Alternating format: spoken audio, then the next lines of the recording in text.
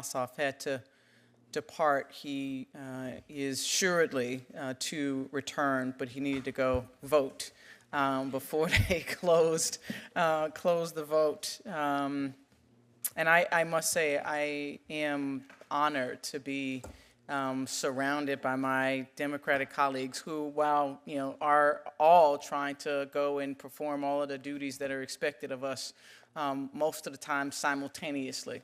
But how honored I am to be surrounded by these men who are taking the care to highlight the issues that the rest of society, women, go through each and every day. Thank you all for being here, for being willing to share your painful and I would assume unbearable stories and leadership with the committee.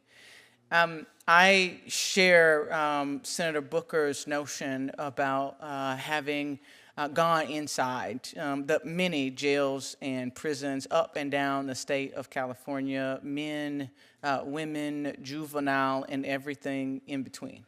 And to know that we utilize taxpayer dollars to perpetuate this kind of hell is a shameful stain on our government, and you have my commitment to continue to be a supportive advocate to end this. I have a 9-year-old daughter that I come to this Capitol every single day to work on behalf of, and were she to make a mistake in her life, and I know it is possible, and for her to do that, and why for any of us. As my grandmother would say, but for the grace of God, there might I be. It is everything that I and we can do, not just for our children, but for America's children, to be able to make the kinds of change that your stories call us to make. And so again, thank you for being here, for your leadership, scholarship, advocacy and commitment, for being willing to tell the story of so many who may not ever have the opportunity to be in these halls, but whose stories are as valid whether they're here or not. I had a couple of questions that I wanted to give you all the opportunity to help to educate the American people who might be watching today's hearing about. And one is related to a line of questioning that Mr. Durbin, Senator Durbin, asked relative to mental health. And then I have a line of questioning relative to restraints. I'll start with Ms. LaBoy, am I pronouncing that correctly? Yes, ma'am. I have a name with P's and Z's, and so I know that it is a struggle to make sure you get your name pronounced correctly. Yes.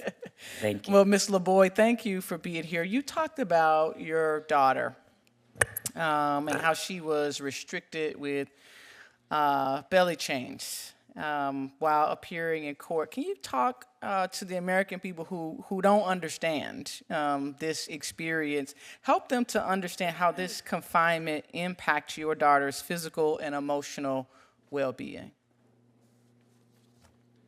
Thank you for that question.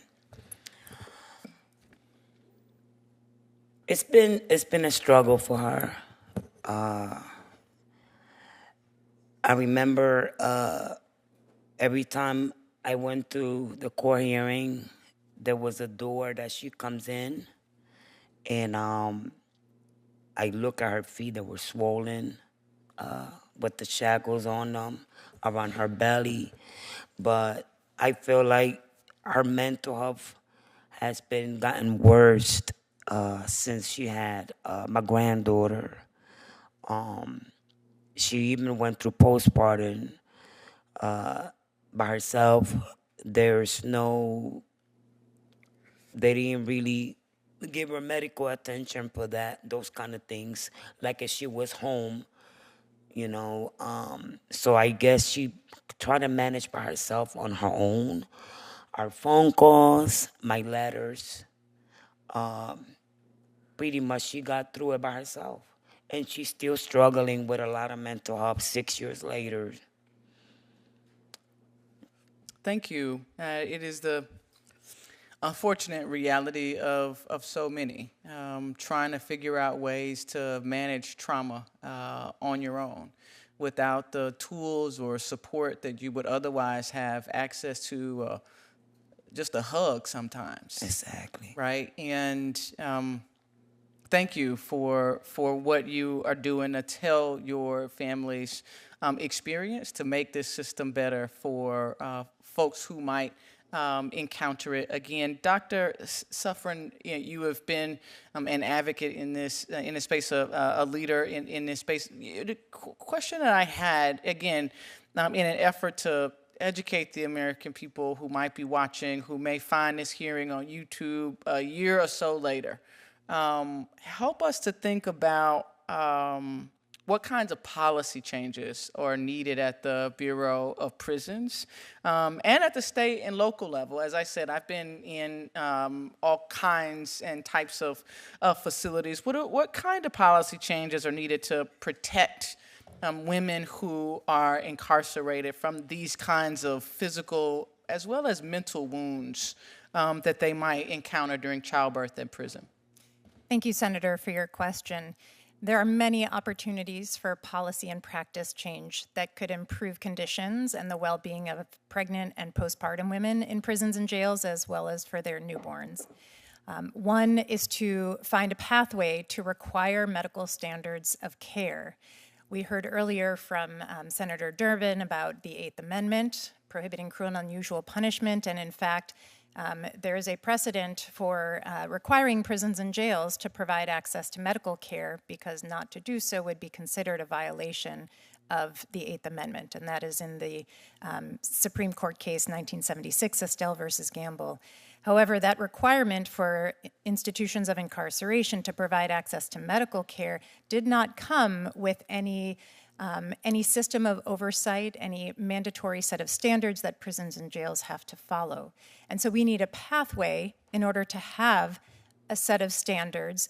These guidelines, recommended standards, do exist. It's just they're optional. One potential pathway to get to requiring standards and oversight is to consider changes to Medicaid, which currently exclude incarcerated individuals, the so-called inmate exclusion clause. If we can modify that and open up funding for incarcerated people's health care, that can potentially come with some improvements in standards of care, and that includes for mental health care. So that is one set of policy changes that could potentially improve the quality of care. Thank you so much, Dr. Suffren. I'm prepared to turn to my colleague, Senator Blumenthal, if he's ready, or I can keep going and give you some time. Ready? Okay. Senator Blumenthal. Thank you very much, Senator Butler, and thank you to all